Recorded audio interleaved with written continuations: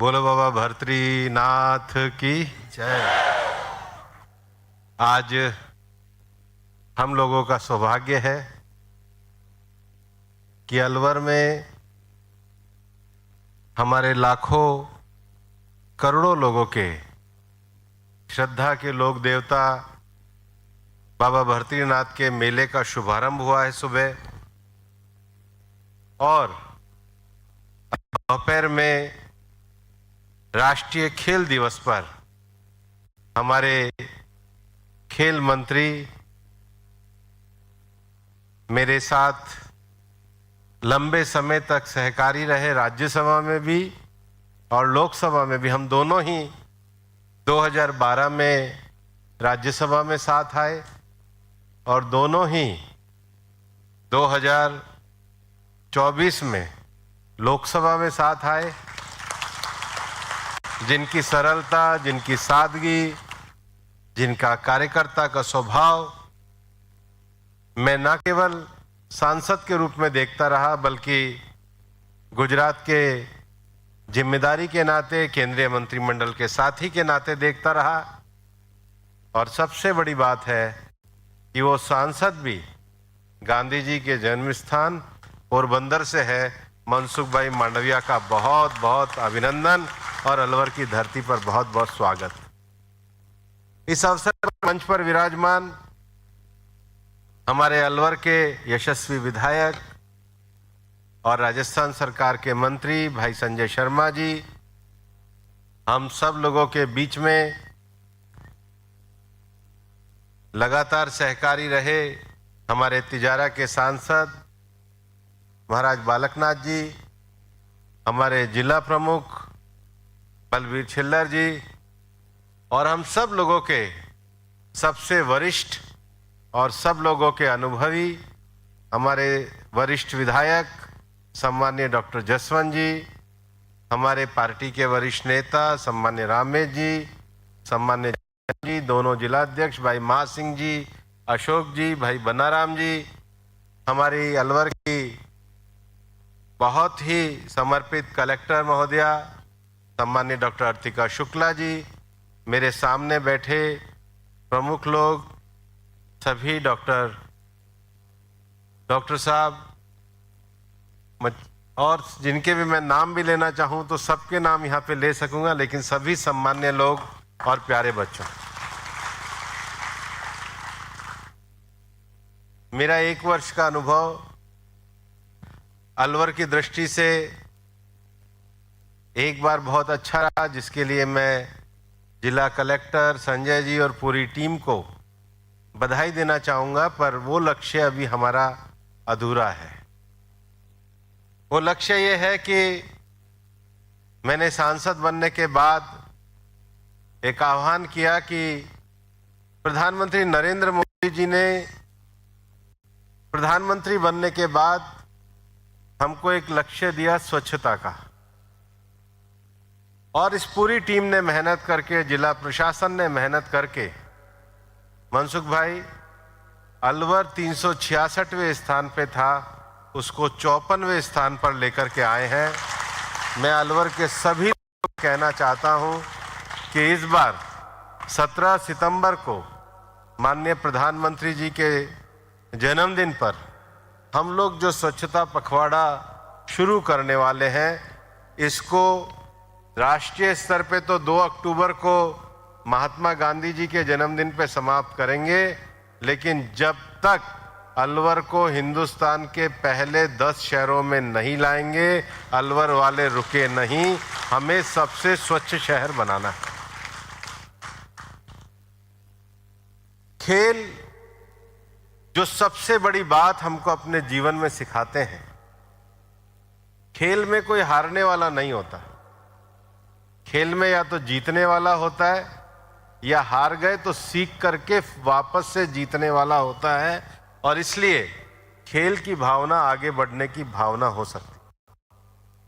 और खेल में इतनी बड़ी भावना रहती है कि जैसे ही कोई यहाँ पे पुराने हमारे हॉकी के खिलाड़ी आए, राष्ट्रीय स्तर के खिलाड़ी आए, लेकिन खेल एक ऐसी भावना होती है कि जब कोई खिलाड़ी का रिकॉर्ड कोई दूसरा खिलाड़ी तोड़ता है तो जिसका रिकॉर्ड टूटता है वो निराश नहीं होता, वो जीतने वाले को बधाई देता है। ये खेल की भावना होती है। और अलवर सांसद खेल उत्सव ये हमारे लिए एक परिवार की तरह है। इस देश के बड़े जिनके नाम पर हम आज ये राष्ट्रीय खेल दिवस मनाते हैं, मेजर ध्यानचंद, उनका एक बहुत अच्छा वाक्य है। वो कहते थे, मेरा लक्ष्य अपनी टीम में सर्वश्रेष्ठ खिलाड़ी बनना नहीं है। मेरा लक्ष्य अपनी टीम में सर्वश्रेष्ठ खिलाड़ी बनना नहीं है, मेरा लक्ष्य अपनी टीम के लिए सर्वश्रेष्ठ खिलाड़ी बनना है। और यह भावना खेल ही सिखा सकती है। और इसलिए किसी खिलाड़ी का असली माप यह नहीं होता है कि वो जीत में कितना अच्छा खेलता है, बल्कि ये होता है वो जीतने के लिए अपनी टीम के साथ कैसा खेलता है, और अगर वो हार हो जाती है तो हार से लड़ने के लिए दोबारा कितना अच्छा खड़ा होता है। और इसलिए खेल ये हमारे जीवन का जीने का तरीका है। मेजर ध्यानचंद जी हॉकी के जादूगर थे। और मनसुख भाई, आपने जो 3 घंटे में ऑर्डर दिया, आपको भी ये जादूगर से कम नहीं मानते अलवर वाले। और मैं आपके साथ खड़ा हूं। आप संजय जी की घोषणाओं से घबराओ मत, घोषणाएं तो हम पूरी करेंगे। आपके साथ खड़ा हूं, आप चिंता ना करें। आप यहां पर आए क्योंकि मैं आपको कहने में बार बार हिचकता था। मैं कहता था, मनसुख भाई एक बार अलवर चलिए, लेकिन आज आपने आकर महसूस किया कि एक मंत्री अगर किसी खिलाड़ी के हित में निर्णय लेता है तो उसकी आवाज और उसकी गूंज कितनी बड़ी जमीन पर जाती है, आपने आज अलवर की धरती पर देखा है। मैं कहना चाहता हूं, इस बार प्रधानमंत्री जी ने 15 अगस्त पर युवाओं के लिए पीएम विकसित रोजगार योजना का एक बड़ा तोहफा हमें दिया है।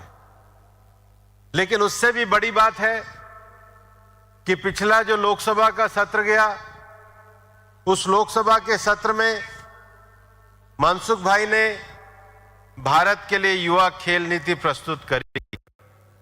प्रधानमंत्री जी के नेतृत्व में जो युवा नीति लेकर आए हैं, उसमें हमारा उद्देश्य है कि सरकार एक मजबूत खेल का इकोसिस्टम को बढ़ावा दे और खेलो भारत नीति में इस खेल नीति को राष्ट्रीय शिक्षा नीति और महिला सशक्तिकरण से जोड़ने का काम किया गया है। ये सच है कि 3 दशक पहले हमारे यहां सुविधाएं कम थी, लेकिन उसके बावजूद भी शाम को जब बच्चे घर पे आया करते थे तो शाम को सब पार्कों में खेलने जाया करते थे। खेल आनंद के लिए होता था। ये 30 वर्षों में कुछ तो ट्यूशन का बोझ बढ़ गया, कुछ कंपटीशन का बोझ बढ़ गया, बचा खुचा समय व्हाट्सएप और यूट्यूब ने ले लिया, और जो खेल है ये बहुत पिछड़ता चला गया। लेकिन अब जो नई युवा खेल नीति हम लोग लेकर के आए, इसमें खेल को एक व्यावसायिक कैरियर बनाने के लिए नई नीति मनसुख भाई लेकर के आए हैं।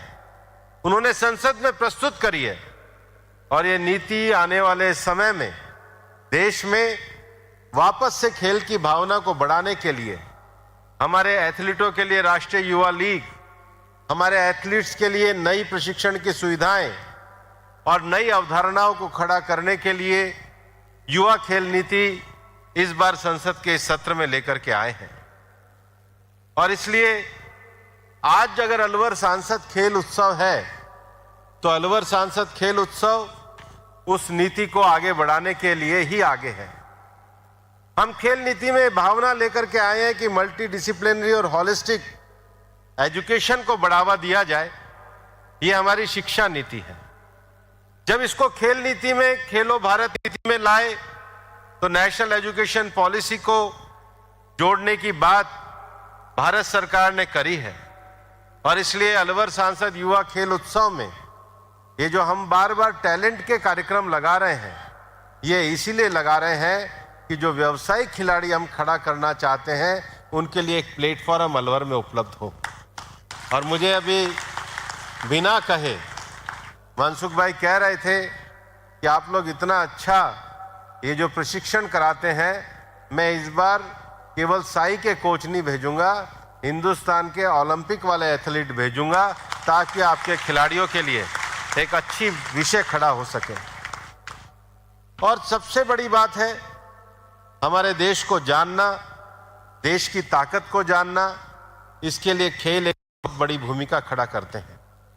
मैं आपके बीच में लगातार रहता हूं, आपके बीच में ही रहता हूं, लेकिन आज हम सब के बीच में मनसुख भाई मांडविया जी आए हैं, इसलिए मैं खिलाड़ियों से इतना ही कहना चाहता हूं कि तुम भविष्य की अभिलाषा हो, सूखे चेहरों की आशा हो, श्रेष्ठ राष्ट्र की सांस हो तुम, बल पौरुष की परिभाषा हो, और इसलिए कोशिश करना धर्म तुम्हारा, फल की चिंता त्यागो तुम, इतिहास देखता रहा तुम्हारी, उठो लक्ष्य को समझो तुम, आगे बढ़ो, खेलो, अपना नाम ऊपर करो, देश का नाम ऊपर करो।